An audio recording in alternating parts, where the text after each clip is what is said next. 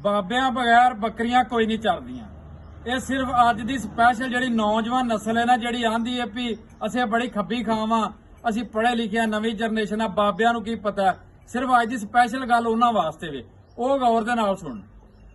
Train ਦੇ ਉੱਤੇ ਨਾ ਜਾਂਦੇ ਸਨ ਪਏ ਕੋਈ ਸਟੂਡੈਂਟ ਮਸਤੀ ਕਰਦੇ ਜਾਣ ਤੇ 12 ਜਣੇ ਸਨ। ਉਸ ਡੱਬੇ ਦੇ ਵਿੱਚ ਇੱਕੋ ਹੀ ਬਾਬਾ ਬੈਠਾ ਸੀ, ਸਫੈਦ ਦਾੜੀ ਵਾਲਾ। ਉਹਨਾਂ ਮੁੰਡਿਆਂ ਨੇ ਇਹ ਸੋਚਿਆ ਵੀ ਆਪਾਂ ਨਾ ਟ੍ਰੇਨ ਦੀ ਜ਼ੰਜੀਰ ਖਿੱਚੀਏ, ਟ੍ਰੇਨ ਖਲੋਵੇ ਦੀ ਤੇ ਜਿਹੜਾ ਜੁਰਮਾਨਾ ਹੋਏਗਾ ਆਪਾਂ ਜੁਰਮਾਨਾ ਭਰ ਦਿਆਂਗੇ। ਉਹਨਾਂ ਸਾਰੇ ਰਲ ਕੇ 12 ਜਣੇ 500 ਪਾ ਕੇ 6000 ਰੁਪਇਆ ਜਮ੍ਹਾਂ ਕਰਕੇ ਇੱਕ ਨੂੰ ਫੜਾਤਾ ਵੀ ਜਦੋਂ ਸਿਪਾਹੀ ਆਵੇਗਾ ਤੇ ਉਹਨੂੰ 6000 ਰੁਪਇਆ ਦੇ ਕੇ ਆਪਣੀ ਜਾਨ ਛੁਡਾ ਲਾਂਦੇ ਤੇ ਚਲੋ ਇਹਦੀ ਜ਼ੰਜੀਰ ਖਿੱਚ ਦਈਏ। ਉਹਨਾਂ ਖਿੱਚ ਦਿੱਤੀ। ਉਹ ਟ੍ਰੇਨ ਰੁਕਦੀ ਸੀ ਪਈ, ਉਧਰੋਂ ਸਿਪਾਹੀ ਆਉਂਦੇ ਹਨ ਪਏ ਤੇ ਇੱਕ ਉਹਨਾਂ ਦੇ ਵਿੱਚੋਂ ਜਿਹੜਾ ਸੀ ਨਾ ਸਟੂਡੈਂਟ ਮੁੰਡਾ, ਉਹਨੇ ਆਖਿਆ ਯਾਰ ਆਪਾਂ ਆਪਣਾ 6000 ਬਚਾ ਸਕਦੇ ਆ, ਇੱਕ ਤਰੀਕਾ ਹੈ। ਨਾਲ ਦਾ ਪੁੱਛੋ ਕਿਸ ਤਰ੍ਹਾਂ।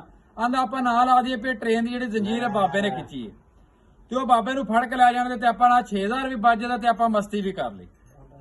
ਉਹਨਾਂ ਇਸੇ ਤਰ੍ਹਾਂ ਹੀ ਕੀਤਾ। ਖਿੱਚ ਦਿੱਤੀ। ਜੋ ਪੁਲਿਸ ਵਾਲੇ ਆਏ ਨਾ ਤੇ ਉਹਨਾਂ ਨੇ ਆਣ ਕੇ ਤੇ ਉਹਨਾਂ ਨੂੰ ਫੜਨ ਲੱਗੇ। ਉਹਨਾਂ ਕਹਾ ਜੀ ਅਸੀਂ ਨਹੀਂ ਖਿੱਚੀ ਹੈ ਜਿਹੜੀ ਜ਼ੰਜੀਰ, ਇਹ ਖਿੱਚੀ ਹੈ ਬਾਬੇ ਨੇ।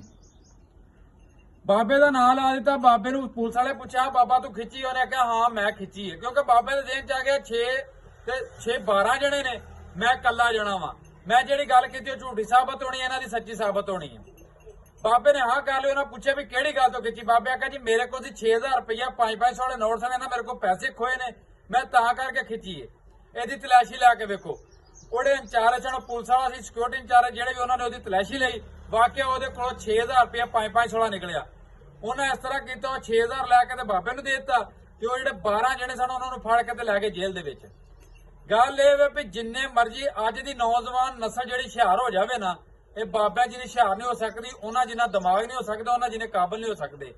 ਇਹ ਜਿਨ੍ਹਾਂ ਦੇ ਘਰ ਦੇ ਵਿੱਚ ਨਿਯਮਤਾਂ ਨੇ, ਅੱਲਾਹ ਪਾਕ ਉਹਨਾਂ ਨੂੰ ਸਲਾਮਤ ਰੱਖੇ ਤੇ ਜਿਨ੍ਹਾਂ ਦੀਆਂ ਦੁਨੀਆ ਤੋਂ ਚਲੀਆਂ ਗਈਆਂ ਨੇ, ਅੱਲਾਹ ਪਾਕ ਉਹਨਾਂ ਨੂੰ ਜੰਨਤ ਦੇ ਵਿੱਚ ਆਲਾ ਮਕਾਮ ਤਾ ਫਰਮਾਏ।